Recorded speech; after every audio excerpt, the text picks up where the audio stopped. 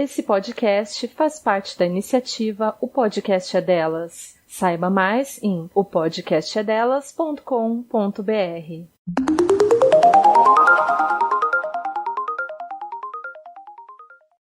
Honestidade. Qualidade de honesto, que tem honradez e probidade. Intelectual. Relativo a intelecto mental. Aquele que se dedica a atividades que requerem grande desempenho da inteligência. Você acabou de escutar as definições do termo honestidade intelectual segundo o dicionário, também conhecido como tira-dúvidas ou tira-teimas.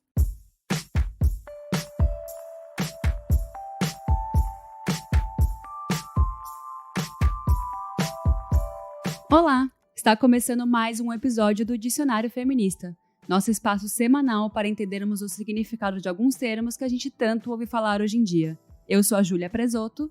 E eu sou a Teca Carbonell. Para acompanhar as discussões sobre os termos que a gente traz aqui no podcast, é só seguir a gente lá no Insta, @dicionariofeministapod, ou nos comentários no canal Dicionário Feminista, se você estiver escutando pelo YouTube. Nesse programa, nós vamos falar de um termo que parece estar faltando no vocabulário de muita gente. Hoje vamos falar de honestidade intelectual. Esse termo já é bem conhecido nos meios acadêmicos e é utilizado principalmente por pesquisadores durante o processo de análise de dados e construção dos seus argumentos. A honestidade intelectual é sustentada por 3 pilares.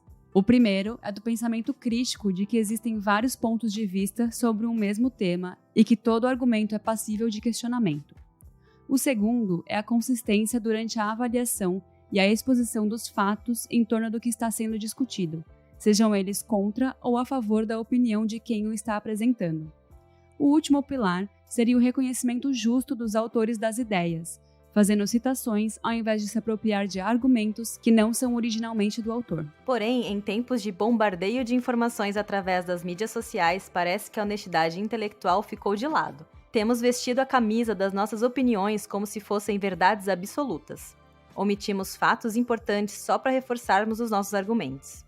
Aplaudimos e compartilhamos informações de páginas e perfis com bibliografias duvidosas. Tudo isso porque a internet exige que tenhamos uma posição para todas as questões para ontem. Os portais de notícias sabem e usam esse movimento a seu favor, nem que tenham que sacrificar a honestidade intelectual em prol disso.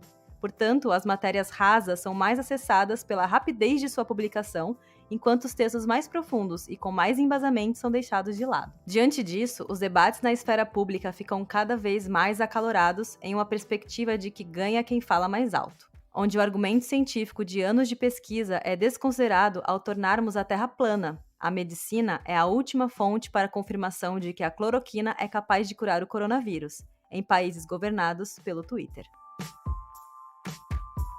Teca, esse tema, ele me dói o coração.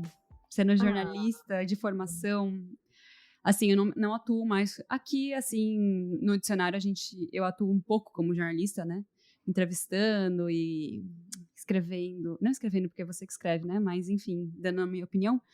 E, nossa, como me dói ver o que está acontecendo com a informação e com uma profissão que já não é fácil, né? E, enfim, triste. É muito interessante ver esse seu ponto de vista, porque eu não sou jornalista, né? Então, essa questão da honestidade intelectual, ela aparece para mim só agora. Só agora ela parece tão importante para mim. Justamente por causa dos movimentos que a gente tem visto, que você está falando que dói tanto de ver. Então, antes de ver o movimento contrário à honestidade intelectual, é que eu vi o valor dela. Então, é uma perspectiva muito diferente da sua, que já vem, assim, né? Conhece já mais o termo e já vem contemplando ele há muito mais tempo e sabe do valor dele, né? Eu acho que isso que é importante, porque muitas pessoas que estão absorvendo conteúdos duvidosos não sabem sobre a honestidade intelectual e o quanto ela é importante, porque não é todo mundo que tem essa formação no jornalismo, né? É engraçado isso, que esse termo, ele é novo para mim, assim, o termo em si, honestidade intelectual, eu vi ele numa série e achei super interessante, mas o conceito por trás dele é uma coisa que na faculdade de jornalismo é levado muito a sério, assim, né? Então, eu sempre falo, para que eu tive 4 semestres de ética. E eu sei porque eu tive 4 semestres de ética agora. Agora, vendo o que está acontecendo com o mundo, eu entendo porque eu tive 4 semestres de ética, sabe? É muito cansativo. Eu vou... Tem uma pessoa próxima a mim e ao Vitor que é bolsonarista e odeia a Globo, blá, blá, blá, blá, blá, essas coisas, né? Assim, não tô dizendo que a Globo só acertou, porém ela uma mídia séria, né? E aí a gente estava discutindo sobre coronavírus e essa pessoa falando que era só mais uma gripe e que a economia, se a gente não se a gente parar, a economia vai ruir e etc. Essas coisas que não dá para concordar, né? Porque assim, se morrer gente, para quem que a economia serve, né? E aí o Vitor falou para essa pessoa, mas da onde você está tirando essas informações? Quem está te falando que o corona como é que fala? Teoria da conspiração, etc. Você não está vendo o que, sei lá, os jornais mais sérios falam à época, ou, sei lá, o G1, etc. E aí ele fala, mas eles publicam o que eles querem, né? Como se, tipo... como se, tipo, fosse só uma pessoa por trás de um meio de comunicação, como se não houvesse pauta, como se não houvesse pesquisa. E tá tão descredibilizado, assim, que é mais valioso ver o que um perfil no Twitter, que provavelmente pode ser um robô, tá falando, do que uma pessoa que é formada e trabalha naquilo e ganha uma merreca para fazer aquilo e etc, sabe? Nossa, quando ele me contou isso, eu fiquei chateada de ver o que tá acontecendo. Foi aí que me deu o gatilho. Foi aí que me falou, eu preciso falar sobre isso no dicionário feminista. E uma coisa muito legal que eu queria falar de 2 coisas desse seu discurso, Ju. A primeira delas é que você começou falando que a Globo, ela não é 100% certa, mas ela é digamos, uma fonte grande, confiável, né, até um certo ponto. E isso eu acho que é um ponto muito importante da honestidade intelectual, você entender que nada é absoluto, nenhuma opinião ela é absoluta. Ela é passível de críticas, de questionamentos, tá? Não que você vai pegar um argumento forte e desconsiderar só porque ele é passível de críticas e porque você quer. Não é isso, mas eu acho interessante a gente colocar isso de que nada é absoluto. E, inclusive, vou colocar aqui na reta o feminismo. Nem o feminismo é passível de críticas. Nem ele é uma verdade absoluta. Tanto que a gente vê que o início do movimento feminista foi muito criticado e foi muito discutido por conta da inclusão das mulheres negras. E hoje a gente vê ele ainda sendo questionado com relação às mulheres, à inclusão das mulheres trans, inclusão das mulheres com deficiências físicas, por aí vai. E é muito importante a gente continuar questionando. Então, eu acho que isso é uma das coisas sobre a honestidade intelectual que a gente tem que muito valorizar. E outra coisa do seu discurso que eu acho muito legal que você falou foi disso que você falou dessa pessoa que você conhece que é bolsonarista, falar que ela é uma verdade de uma pessoa, né? Tipo, é uma pessoa, como se fosse uma pessoa por trás dos meios de comunicação, dando opinião dela. E por isso que não era confiável. Essa questão de você ter uma opinião baseada nas questões pessoais, naquilo que você acredita, ao invés do que os fatos apontam, é uma característica de desonestidade intelectual, né? Que por mais que você tenha uma questão pessoal, que por mais que você não pode olhar para os problemas e para os debates de uma forma pessoal, de uma forma desconsiderando todo o resto que está ali envolvido, só porque para você vai ser melhor daquela forma. Não, porque para mim a economia tem que continuar. Tá, mas e as pessoas pobres, que são a maioria no Brasil? Essas pessoas podem morrer para que a sua economia continue. Então, assim, você não pode desconsiderar e levar para o lado pessoal, né? Eu acho que isso que é muito legal, assim, sem querer querendo, a gente tá falando de pontos sobre a honestidade intelectual, né? Isso sobre o que você falou sobre a Globo é muito interessante mesmo, porque estudando um pouco sobre... Um pouco não, né? Estudei bastante. 4 anos é muita coisa, né? Oh, Estudando sobre jornalismo, a gente vê que não é que eles inventam, não é que eles são desonestos intelectualmente dizendo. É que o que é criticado em relação ao trabalho deles é a prioridade. Quais são as prioridades deles? Enquanto tem o João de 15 anos da favela morrendo, ninguém falando sobre isso no jornal, esse é o problema. Esse é o problema da esquerda, principalmente, criticar a Globo ou os grandes meios de massa, né? Não é só a Globo é a maior, mas a maioria dos grandes meios são assim, né? Mas em momento nenhum eles vão mentir, eles vão criar uma notícia que seja formada, que não seja baseada em fatos.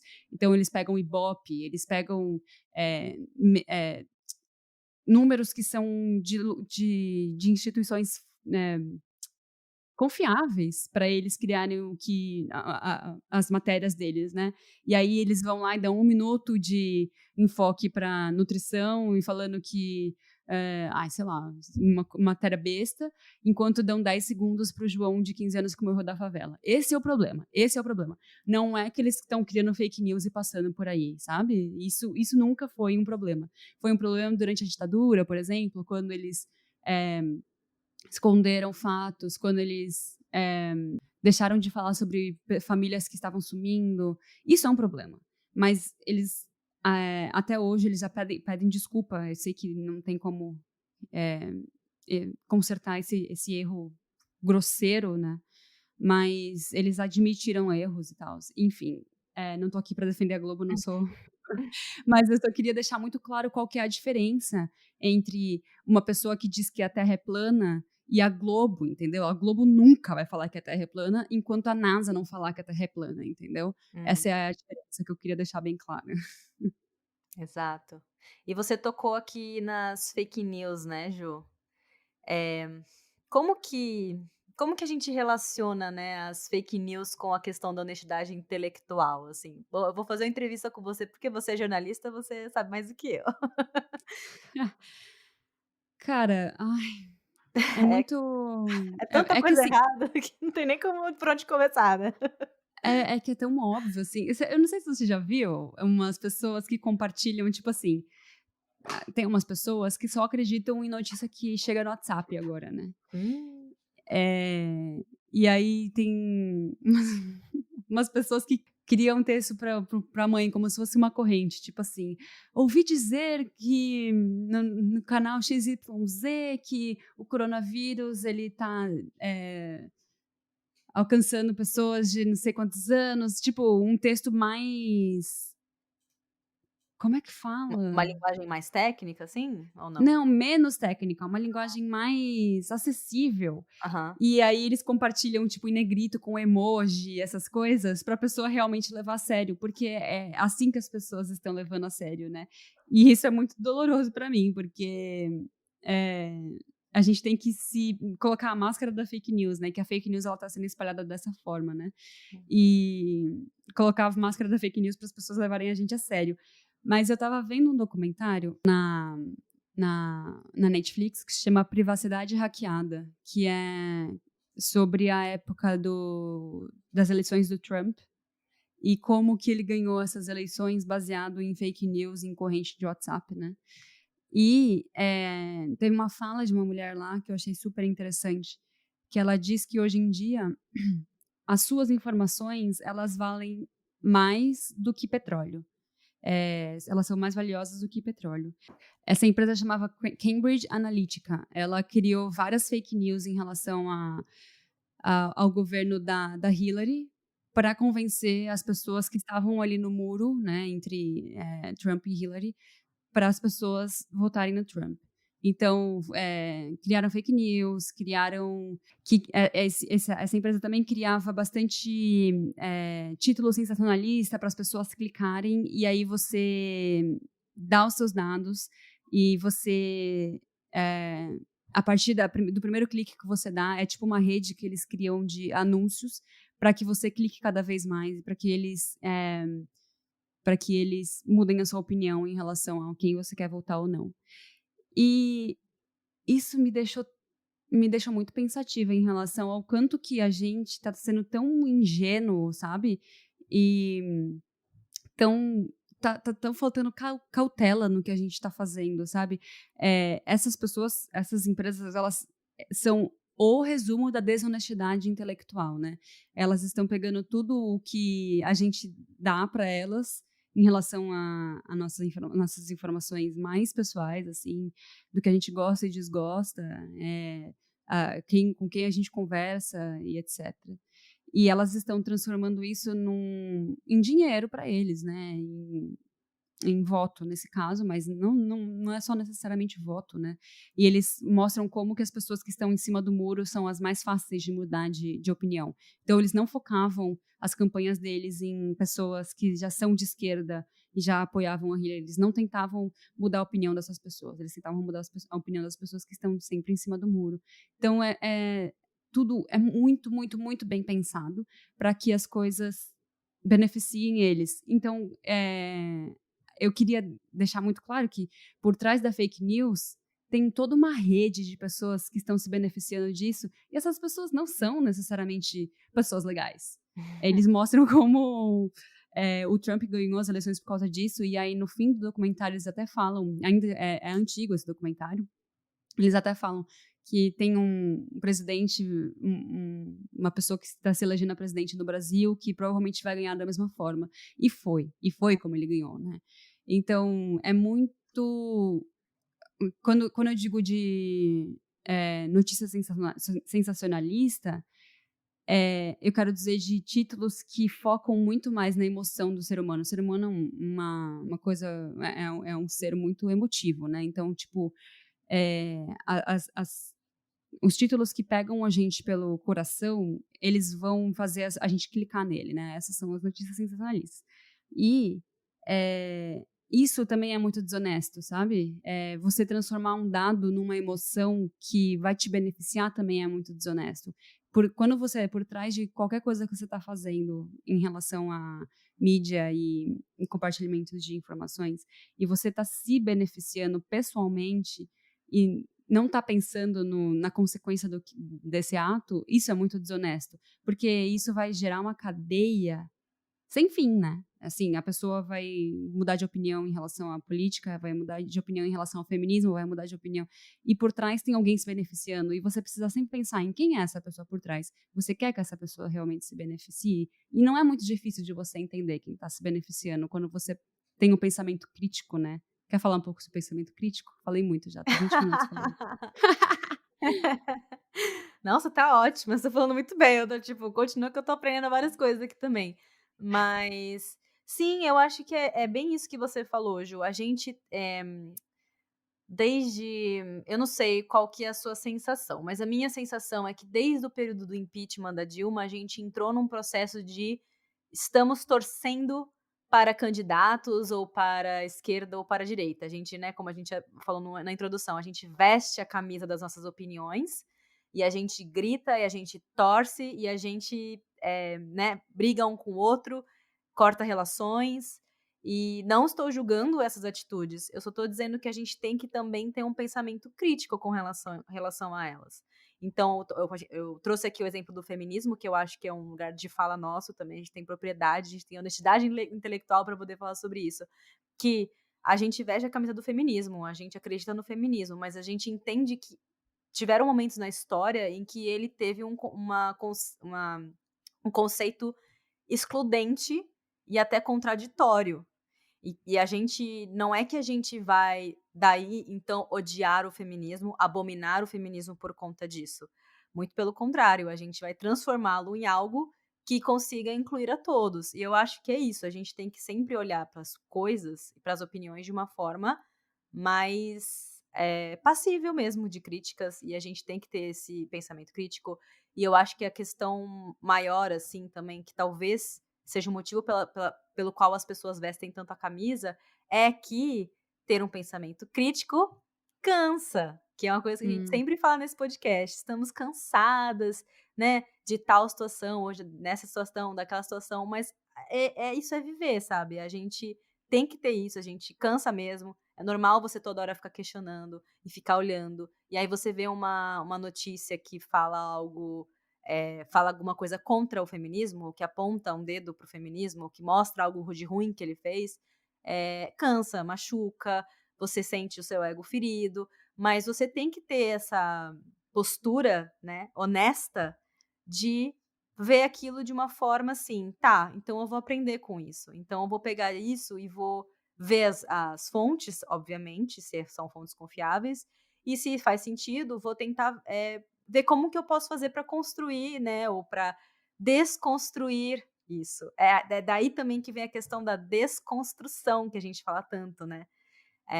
Que eu acho que é isso, da questão do pensamento crítico de uma verdade não absoluta e sempre questionar e sempre pensar. Eu acho que é isso, Ju. Uma outra coisa que eu queria falar também, que você falou da questão das fake news, elas se apresentarem em mensagens de WhatsApp, também numa linguagem acessível e convidativa, né? De uma forma também visualmente convidativa, né? Uhum.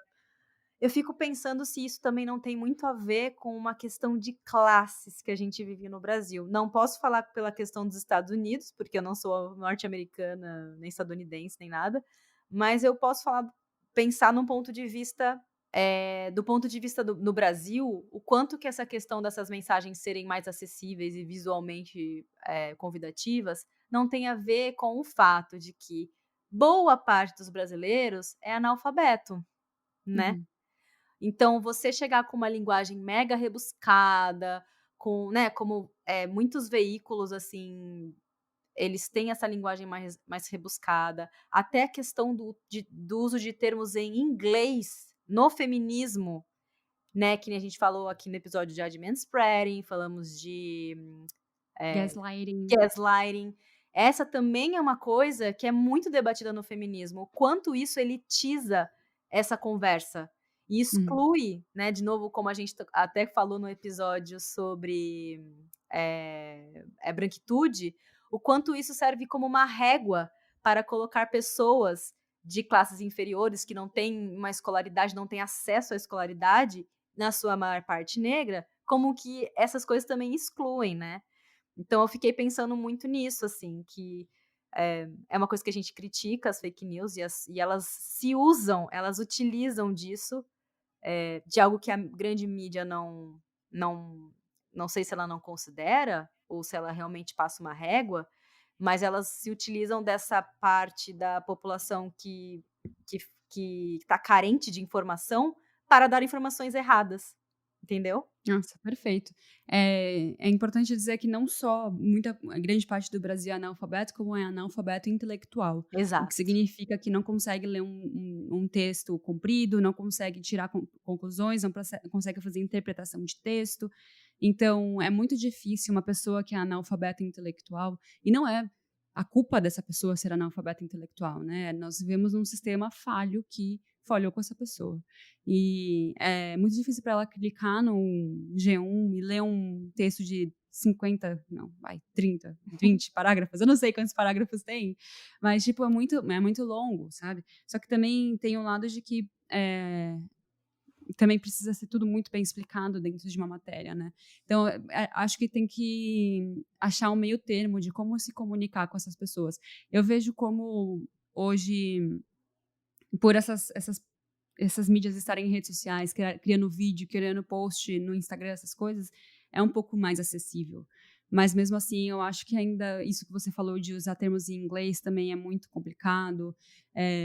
O elitismo, ele realmente é uma coisa que exclui muito, muito as pessoas que mais precisam de informação, né? Porque as pessoas que realmente fazem parte da elite, elas têm acesso a qualquer coisa que elas quiserem, né? Livros profundos, cursos profundos, vídeos profundos, podcasts profundos. Agora, se você não tem acesso a isso, e aí complica, né? E voltando um pouco pro pensamento crítico, teve um dia, vou contar uma historinha. Teve um dia que eu estava numa reunião, eu faço mais ou menos toda semana, assim, uma chamada de vídeo com a minha família inteira. Minhas tias, minha mãe, meus primos.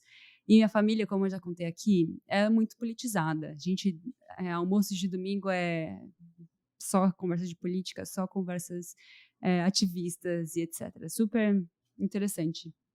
Só que minha mãe nunca, nunca, nunca gostou. Toda vez que a gente entra nessas discussões, ela vira os olhos e vai fazer a caipirinha dela. E aí, outro dia a gente estava numa reunião, né, numa chamada de vídeo, e aí ela falou: gente, eu tenho uma dúvida aqui, e não quero que vocês fiquem bravos comigo, eu não quero que vocês discutam, eu só queria entender uma coisa. Aí eu já fiquei com dó, né, porque toda vez que minha mãe fala alguma coisa, eu fico tipo, ai mãe, tá bom, chega. Sem paciência. Mas ela falou assim, como que vocês têm tanta certeza do que é certo e errado? E, meu Deus, como Nossa, isso que pergunta profunda. não é? Nossa, me bateu de um jeito. Falei: "Ai, meu Deus, 4 anos, vamos lá, vamos explicar". E aí eu expliquei pra ela o que é o pensamento crítico, que é você pegar o mesmo fato e você ler a visão de pessoas que viveram o fato de formas diferentes. Então, por exemplo, se a gente está falando sobre feminismo, aí a gente vai falar sobre abuso. A gente ouve a vítima, a gente vê os dados e a gente vê o lado do abusador. E a partir disso, a gente chega numa conclusão. Isso parte da honestidade intelectual é você ver todos os lados da moeda, né? Nesse caso foram 3, mas você entender todas as partes para você chegar a uma conclusão. Porque, por exemplo, nesse exemplo que eu dei, existe um motivo para o abusador ser assim, existe um motivo para aquela mulher ter sofrido aquilo, e existe um dado que comprova que isso acontece, que ela não é a única pessoa que sofre isso, que sofreu isso e que vai sofrer isso no futuro. Então, a partir dessas três visões do mesmo assunto, você tira a sua própria conclusão. Minha mãe, em especial, estava perguntando em relação à última eleição. Como vocês têm tanta certeza de que o Bolsonaro era o errado da história e que o Haddad era a pessoa que a gente deveria ter votado? Dizendo no segundo turno, somente, né? Não estou dizendo no primeiro turno.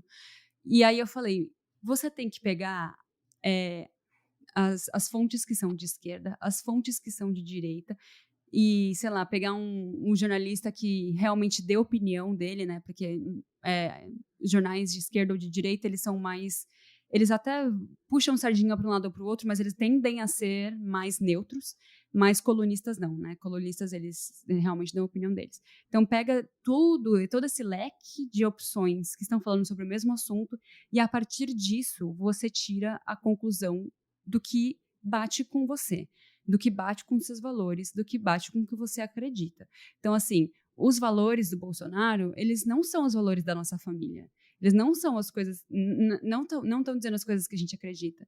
Enquanto os valores da outra pessoa nem precisava ter outra pessoa, sabe? De tão diferente que era do que a gente acreditava. Então, pra gente sempre foi muito claro. Só que tem outras situações que não é tão claro. Tem outras situações que existem uma área cinza, que você precisa estudar muito, você precisa refletir muito e você precisa buscar cada vez mais para que você consiga chegar a uma conclusão.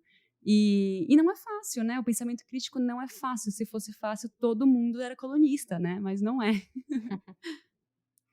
É uma questão também de você, né, não é fácil e cansa, então você vir com alguém te falar uma opinião pronta, é um pouco mais confortável, digamos assim. Então, se os seus pais falam pra você uma opinião, falam: "Não, não, não, o melhor é votar, sei lá, no Bolsonaro", você vai virar e falar: "Beleza, vou votar no Bolsonaro". Ou se seus pais falam: "Não, melhor é votar no Haddad", beleza, vou votar no Haddad. Sem que você crie um pensamento crítico e tente entender o porquê de estar votando em um e não outro, né, e de preferir um ao outro. Eu acho que isso é muito importante, assim, da gente conseguir perceber o quanto que isso parece prático, mas não é honesto intelectualmente. E sobre essa questão de você ter falado de ver um ponto um ponto da história, né, que você falou do abuso, exatamente. Você falou do ponto de vista da vítima, o ponto de vista do abusador e o ponto de vista dos fatos, né, envolvendo e etc. isso requer também uma coisa que eu me julgo muito por não fazer, que é sair da minha bolha, Sim. né?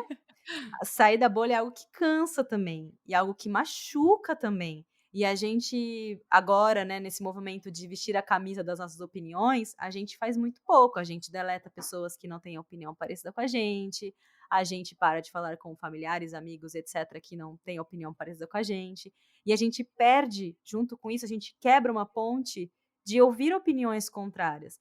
Porque por mais que você não concorde, você precisa entender o porquê você não está concordando.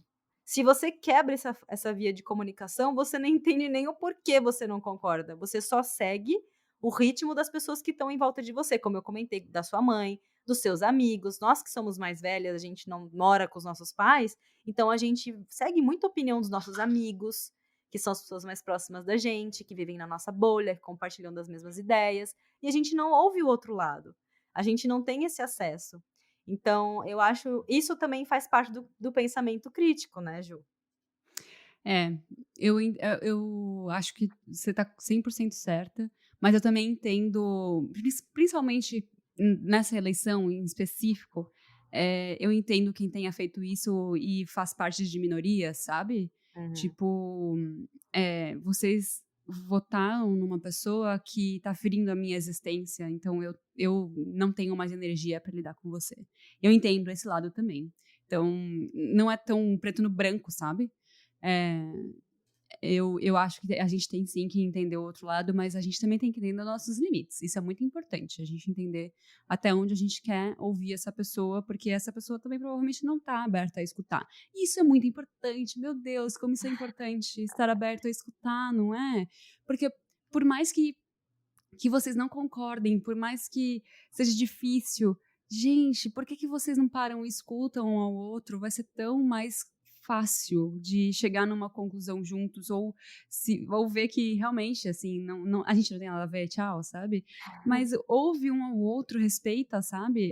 Essa época de polarização foi muito, muito forte, assim, né? Muito violenta. Nossa, essa época foi muito difícil. Eu briguei muito feio com uma amiga minha. Eu tava muito cansada. Eu tenho. é, eu tenho uma comunidade LGBT muito grande ao meu redor. E quando essa pessoa falou que ia votar nela, ia votar no Bolsonaro, eu falei assim: se alguém encostar nessas pessoas que eu amo, eu vou atrás de você. Então, sabe, a gente é ser humano também, né? A gente tem que entender os nossos limites. Depois a gente conversou e se entendeu e tudo mais, mas, enfim, é complicado. Então, é difícil justamente você deixar as questões pessoais de lado numa discussão. Eu também super entendo, assim. Eu tô falando porque eu fiz também isso, eu faço isso também. Mas eu fico pensando também se não existe uma desonestidade intelectual do outro lado para eu ter essa É, reação, sabe? Porque eu acho que é uma questão de, bom, já que você não tá querendo me ouvir também, eu também não sou obrigada, né, a ser a boazinha e, né, e ir lá e ficar disponível sempre para o debate, quando você cair a ficha, se um dia cair a ficha, se você quiser debater um dia, eu tenho que estar aqui disponível. Acho que também tem essa questão. Em alguns momentos particulares, eu também vejo que essa ponte foi quebrada mais pelo outro lado do que por mim, sabe? isso é Mas verdade, porque nesse caso dessas eleições foi muito fatos contra sentimentos, né? Assim, é, enfim, teve uma polarização muito grande que as pessoas pararam de enxergar fatos, né, e dados. E isso realmente é muito desonesto. Então, enquanto o outro lado está sendo tão desonesto, é muito difícil para a gente continuar sendo paciente, né? uhum, total. E eu queria só retomar uma coisa aqui que você falou, Ju, sobre a questão da elitização, né, que a gente estava falando. Eu vou retomar só porque eu lembrei de uma coisa muito, muito interessante. Eu estava escutando um podcast que se chama Angu de Grilo, a gente já recomendou ele aqui algumas vezes, e elas estavam, jornalistas maravilhosas, né, incríveis, e elas estavam comentando sobre uma questão que principalmente durante o começo da quarentena, eu acho que ainda tem hoje em dia, mas durante o começo da quarentena rolou um aplicativo que ele te ajudava a como se fala? Ele te guiava no sentido de entender se você precisava de ajuda médica ou não, se você era um caso que poderia ser um caso de coronavírus ou não, aqueles sintomas que você estava passando, numa questão de tentar dar para as pessoas um pouco mais de informação. Uhum. Só que o que elas criticaram no podcast sobre esse aplicativo é que a maioria das pessoas no Brasil, principalmente a população pobre, de novo, não tem acesso a um smartphone, não tem acesso à internet. Esse é um debate também muito importante que tem acontecido com relação ao ensino à distância. Na verdade, não. Nossa, perfeito, Stella. E aí eu vou trazer outro podcast aqui, que, né, o podcast que as meninas do Mas Feministas fizeram 2 episódios aqui sobre esse ensino, que não é ensino à distância, mas é o ensino feito em casa, né, que agora está sendo transferido para o ensino de casa. Nos podcasts delas, elas trazem relatos de professoras de escola pública, então não são pessoas que acham, não sou eu aqui dizendo que eu acho que na escola pública é assim, são pessoas que dão aulas na escola pública, que têm contato com os alunos de escola pública, dizendo que muitos alunos não têm acesso, por exemplo, muitos deles não têm computador em casa para ter aula, muitos deles, quando tem computador em casa, é um computador para a família inteira. Então, pensa que se for uma família, normalmente, que tem mais de um filho, todos os filhos têm que ter aula no mesmo horário. Como faz com o computador em casa? Isso quando tem internet em casa, porque uma outra coisa, numa situação de crise, a internet é a primeira conta que você não vai pagar para você poder comprar comida, não é verdade? Então, isso é uma outra questão. Eu acho que essa questão da honestidade intelectual ainda vai piorar depois da crise, sabe, Ju? Porque muitas pessoas, eu estou muito preocupada de como as crianças de hoje que estão sendo afetadas por essa questão do ensino público vão estar daqui a uns anos, sabe? Eu tenho uma tia que ela é professora de escola pública, ela mora na Praia Grande. E ela tá, assim, muito, muito, muito, muito triste com um rumo que tá tomando tudo. Uhum. Já estava triste antes, ela trabalhava antes em São João da Boa Vista. E sempre foi muito difícil trabalhar em escola pública, né? Não é um mar de rosas. Mas agora, com a relação de estar educando online, é meio que tempo perdido, assim, né? Porque não é como se a gente tivesse se preparado para isso, né? Então, realmente é muito desonesto a gente achar que tá tudo bem, que vamos tapar esse buraco. Eu vi um tweet de uma mulher, eu preciso começar a anotar, né? Eu também falei um monte de coisa que eu não tava prevendo. Preciso começar a anotar o Twitter das pessoas. Ah, Ela é tá. ela é professora de escola pública também, e ela tem um aluno dela que não tinha acesso à internet, então ela trouxe o aluno para dentro da casa dela para dar aula para ela. Ela dá aula pra ele. É. E as pessoas estavam super criticando, porque, coronavírus, não sei o quê, você vai passar distanciamento social. E ela ficou muito brava. Ela ficou tipo, eu tô aqui me esforçando para que uma pessoa de 10 anos tenha acesso à educação, enquanto vocês estão aí fazendo churrasco todo fim de semana só porque não aguenta mais ficar sem ver os amigos, e agora eu sou o problema, entendeu? Eu tô aqui me esforçando o máximo. E a gente vê como também a outra parte da desonestidade são as prioridades. A prioridade dessa menina era ensinar uma criança, era que essa criança não pare de ter a aula, e aí, de repente, as pessoas acharam um absurdo, sabe? E, tipo, isso também é uma parte do pensamento crítico, entender de que as coisas não são preto no branco, não é porque não tinha distanciamento social naquele momento que tá errado. Eu também, outra coisa que aconteceu aqui foi que quando teve todos aqueles protestos do Black Lives Matter, aqui em Vancouver eu fui. E aí o Vitor achou errado, né? Porque distanciamento social e tal. E eu falei, não tem certo ou errado. Não tem. Porque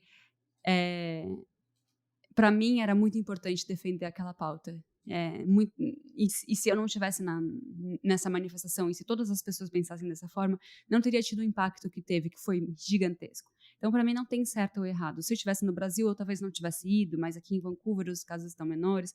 Então, é muito importante a gente entender isso, assim, que o que é certo para mim, às vezes não vai ser certo para você. E tá tudo bem. Só que a gente tem que ter essa escuta ativa, né?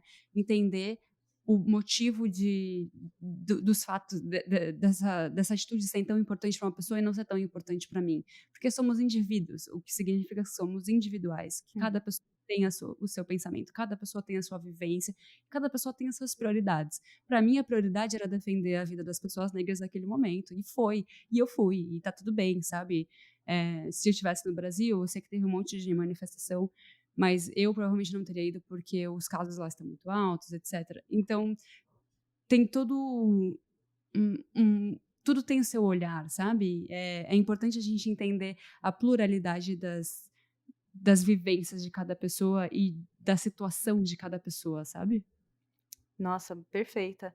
E eu acho, só aproveitando o gancho que você falou das manifestações, eu também vi um debate na internet, porque também teve as manifestações no Brasil, e eu lembro, que o único vídeo que eu vi, vídeo mesmo, foi do Emicida falando que ele não ia nas manifestações por causa da questão do coronavírus, etc e tal. E aí, acho que outra pessoa, não vou lembrar quem, Foi o postou Djonga, que é outro rapper. isso, falou o oposto, falou que tem que ir sim e etc e tal. E aí eu vi um texto de uma pessoa falando assim, o Emicida estava certo por não ter ido, Djonga, né? Uhum. O Djonga estava certo por querer ter ido, e o importante é que a gente está nessa luta e a gente, sabe, o debate, ele é importante, entendeu? A questão de você vestir porque assim, ó, o que eu quero dizer, os dois, eles acreditam na mesma causa, certo? Que é a questão a luta antirracista. Os dois acreditam nessa causa. Só que um acha errado ir na manifestação e outro acha certo ir na manifestação. Com essa questão da gente querer vestir a camisa da verdade absoluta, a gente esquece aquilo que faz a gente ter ideias em comuns, que é a luta antirracista. Tipo assim, o debate aqui não é coronavírus, não é contaminação, não é isso. O debate é o movimento antirracista. Você entendeu? Então, eu acho que as pessoas quererem criar uma ficção do certo ou errado, do vilão e do bonzinho, a gente está tendo essa mania de fazer isso, eu acho, nos debates. E esquecer quais que são qual que é a prioridade aqui, entendeu? Nossa, isso. Teca, perfeito esse exemplo que você trouxe, porque eu acho que eu já falei aqui que eu acompanho muito o Emicida já há muito tempo, então eu levo muito a sério as coisas que ele fala, porque eu sei lá, eu tenho um alinhamento muito forte com o que ele diz, né? E aí, quando ele falou isso, que ele não vai, ele publicou um vídeo ou um texto, não me lembro, falando os motivos dele de não ir. Ele ficou nesse embate, porque ele queria muito ir, porque ele sabe a importância de ir, só que ele falou no fim assim, porém eu não vou, porque não existe, não tem como a gente lutar se a gente estiver morto. E o vírus está matando quem? O vírus está matando preto e pobre, né? Porque não tem acesso à saúde particular, não tem acesso a saneamento básico.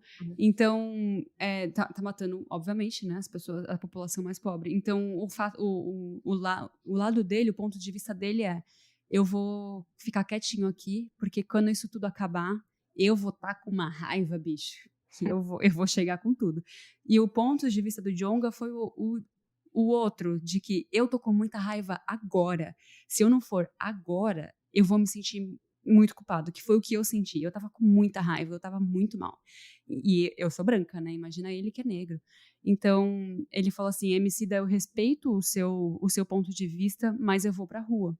Uhum. E aí, as pessoas criticaram muito um lado ou o outro, não importa. Sempre vai ter um que fala bem de um e outro que vem do outro. E colocaram um contra o outro. Só que a questão não é essa. E aí o Emicida foi lá depois e falou assim, gente, vocês estão muito doidos, né? De novo, vem aqui um monte de gente branca dizer pra gente que é certo, que é errado, e colocar a gente um contra o outro mais uma vez. Eu não tô dizendo que o Djonga tá errado de ir, e o Djonga não tá dizendo que eu tô errado de ficar. A gente tá aqui exatamente isso que você falou, a gente tá aqui com a mesma prioridade, que é as vidas negras importam.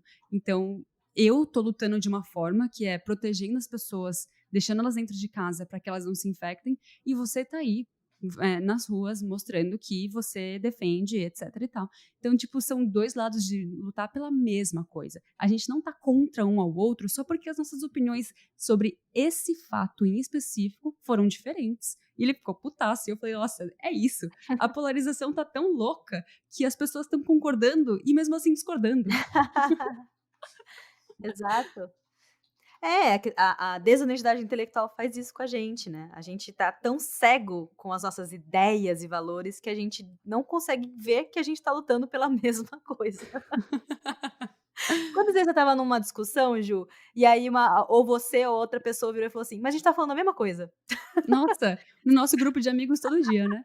Sim, quem nunca, né? Eu tô pondo a gente também na reta, tipo, quem nunca fez isso? Porque justamente a gente não tá tendo a paciência de escutar o outro lado e de ser honesto intelectualmente e perceber que a gente tá falando a mesma coisa. A gente só quer brigar, né? Legal, muito mais legal, né? No episódio passado que a gente Ih, foi passado? Foi passado, tá, para. Invertendo os episódios. No episódio passado que a gente fez sobre gordofobia com a Fran, ela comentou sobre um caso de uma blogueira, não, desculpa, de uma youtuber que publicou um vídeo de um tour pelo corpo dela, né? E ela era uma youtuber gorda. E aí uma outra youtuber que tinha que também era gorda, mas o corpo dela era um pouco mais dentro dos padrões, digamos, do que a sociedade acha bonito, fez o mesmo vídeo, do mesmo jeito. Só que como ela tinha mais seguidores, mais inscritos, o vídeo dela fez muito mais sucesso do que a pessoa que tinha postado primeiro. E aí entra um outro ponto da honestidade intelectual, que é você dar os devidos créditos aos devidos autores, né, Ju? Uhum. Perfeito. A gente sempre... Esse podcast, ele é sempre baseado em fatos, se você ouve o episódio até o fim, né? Você sabe disso. E a gente sempre coloca na descrição que tudo que a gente está falando aqui é com base... Não é nossa opinião pura e originalmente criada por nós, né? Não é uma ideia original. Tudo que eu sei, eu criei a partir de outras pessoas, né? Assim, eu nunca, sei lá, se eu tive alguma ideia original na vida, nem esse podcast é ideia da Estela. Não, foi junto, foi conjunto, vai. Então, é muito importante a gente mostrar de onde que vem, porque aí a gente vai mostrando não só quando vem de tipo uma referência a algum artista ou referência a algum projeto, mas também da onde está saindo essa fonte, né? Se eu falar que a cada 23 minutos um jovem negro é assassinado no Brasil, e aí eu vou lá e colocar a fonte Mariazinha do WhatsApp, é óbvio que não vai valer de nada essa citação, entendeu? Mas se eu estou falando que ele é baseado em uma instituição com crédito, né? Uma instituição oficial que realmente faça pesquisas, isso vai valer muito mais. Então, isso também é parte da honestidade intelectual. Você citar pessoas e você citar fontes confiáveis. Exato. Por isso que eu acho tão importante, eu nunca deixo de colocar na descrição as fontes. Eu sei que a maioria das pessoas, se não todas as pessoas, nem abre para ver o que é, mas eu acho importante, sabe? Porque a maioria dos roteiros eu que faço, e essa responsabilidade, essa honestidade e a confiança que a Ju, como jornalista, deposita em mim, na minha honestidade intelectual, faz com que eu me obrigue a colocar e falar: não, tá aqui, sabe? São essas as fontes, são sites confiáveis, não uso Wikipedia, tá bom? Nada Tá bom, contra quem meninas? use. Então, assim, eu acho isso muito importante, porque conforme a gente vai vivendo nessa era do YouTube, a gente vai percebendo que tem muita gente, inclusive pessoas que a gente gosta, que a gente cita aqui, que não põem as fontes. E provavelmente elas devem ter fontes, elas devem ter fontes confiáveis, não estou desconfiando. Mas eu acho que hoje em dia no YouTube virou uma coisa que, já que ninguém vai ver, ninguém vai acessar, tá tudo bem não ter, sabe? E eu acho que tem que ter esse cuidado, não só, tô falando da questão do YouTube, mas, por exemplo, o pessoal que tá começando a criar conteúdo agora, é importante pôr, sabe? Tem que pôr sim, porque dessa forma você também cria esse hábito de não copiar, não plagiar. Inclusive, eu queria citar uma coisa aqui. Eu estudei aqui numa faculdade aqui no Canadá durante 2 anos. E a gente tem que escrever muito, fazer muitos trabalhos. E teve um trabalho que a gente ficou sabendo, na verdade a professora pediu pra gente fazer um trabalho e falou: "Não pode ter plágio, não pode copiar texto, ou você pode até copiar o texto entre aspas e colocar referência, se você não colocar, isso caracteriza plágio". E eu fiquei sabendo que um aluno dela, no ano anterior ao nosso, fez plágio, realizou um plágio, infelizmente com uma coisa que ela mesma tinha publicado. E essa Hum. pessoa, eu não sei se isso é totalmente verdade, tá, mas eu sei que essa pessoa foi expulsa da faculdade, e eu não sei se essa parte dela é verdade, mas se eu não me engano ela foi deportada para o país de origem dela. Caraca! Foi um bagulho bem sério, assim, e por isso que ela foi tão enfática com a gente no sentido de não cometer plágio. Então, pra vocês entenderem, é tão sério você não citar as suas fontes, que você pode, tipo, ser expulso de uma faculdade. Eu não sei se no Brasil isso aconteceria, mas eu sei que aqui aconteceu, sabe. Plágio é crime, né, tipo, Exato. não pode. No seu discurso você falou uma palavra muito importante: responsabilidade.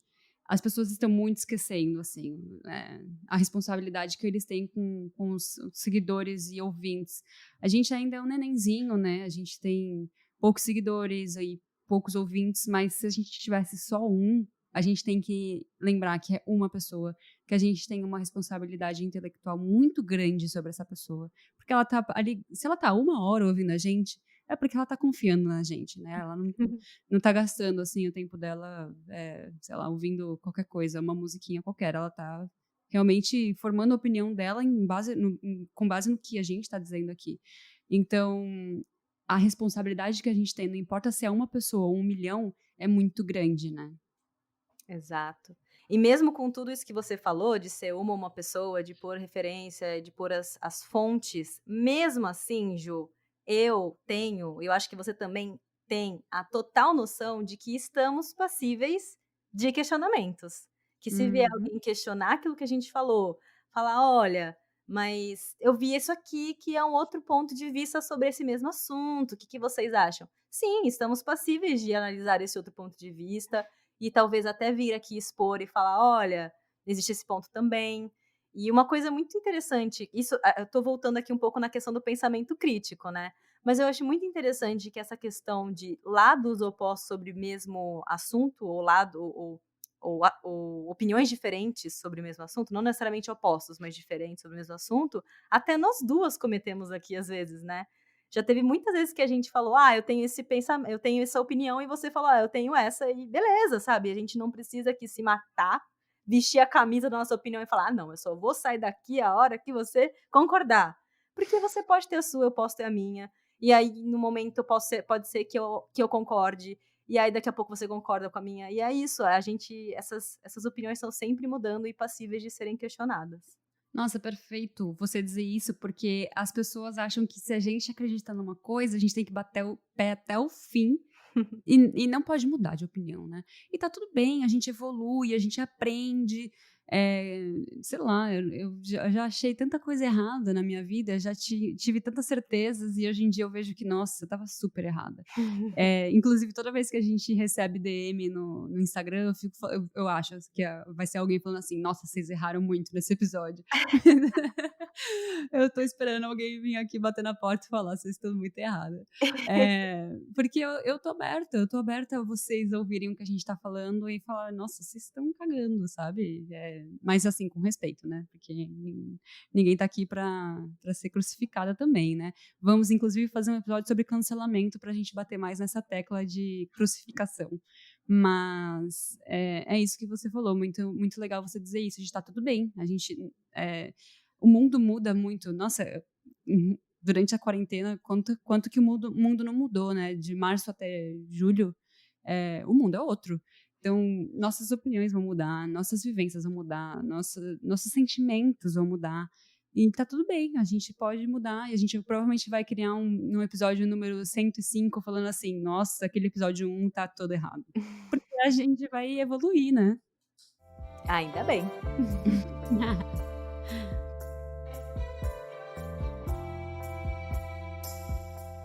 Então, agora nós vamos para o nosso momento Notas de Rodapé, em que a gente retoma as referências que a gente falou ao longo do episódio e também traz novas referências sobre o tema de hoje, que é honestidade intelectual. Eu acho que eu só citei uma coisa nesse episódio, que foi o documentário Privacidade Hackeada, que está disponível na Netflix. Ele é um documentário feito pela Netflix mesmo.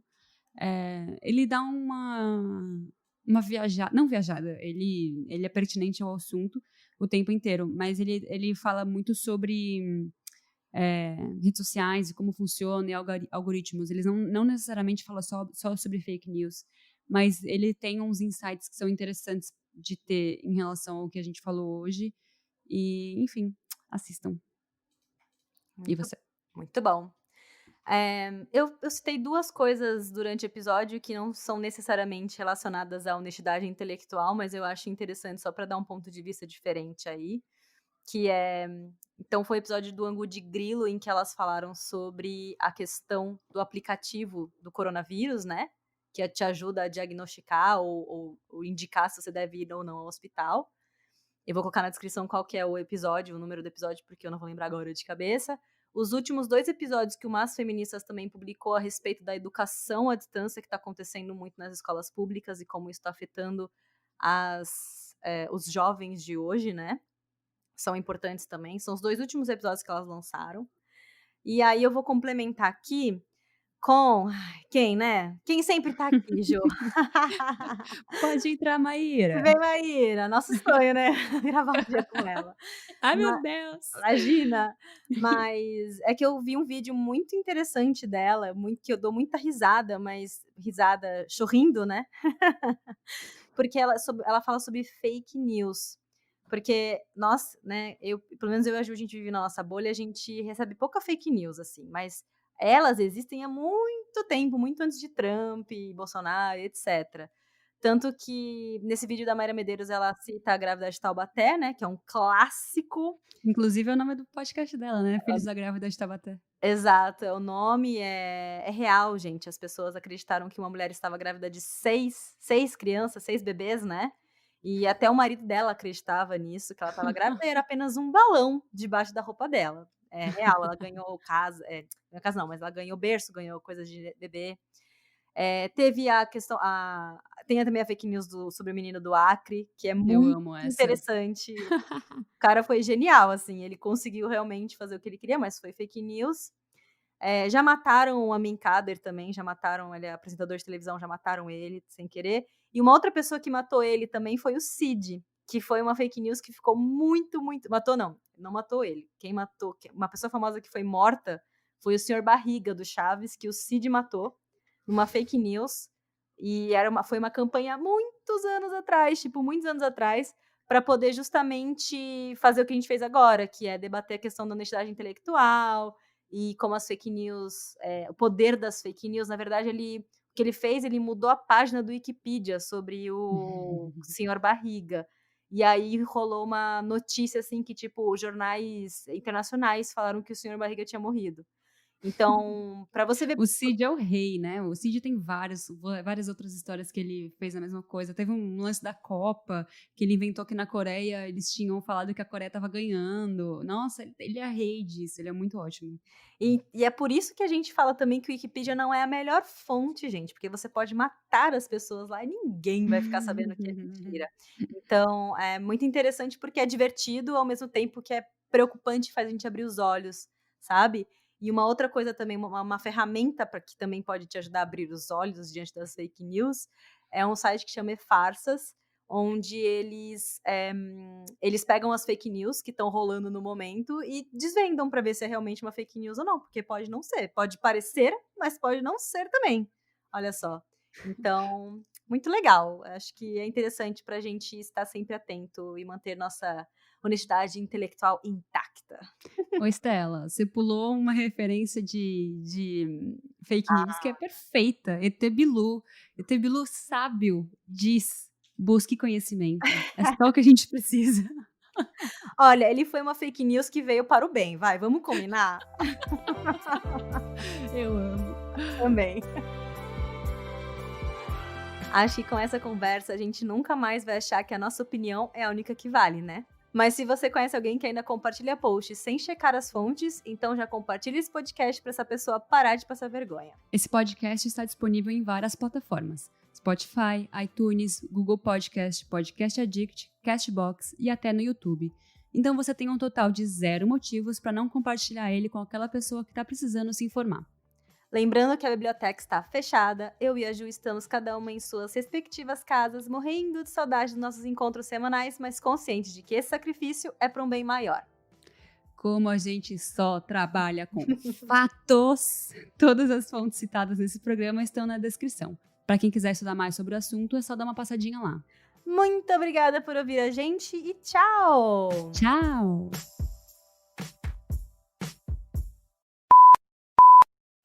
Você ouviu um programa participante da rede Podcast é Delas, uma iniciativa que fornece toda a infraestrutura necessária para mulheres hospedarem e publicarem os seus podcasts. Para fazer parte, entre em contato conosco através do site opodcastadelas.com.br ou através das nossas redes sociais, como @opodcastadelas.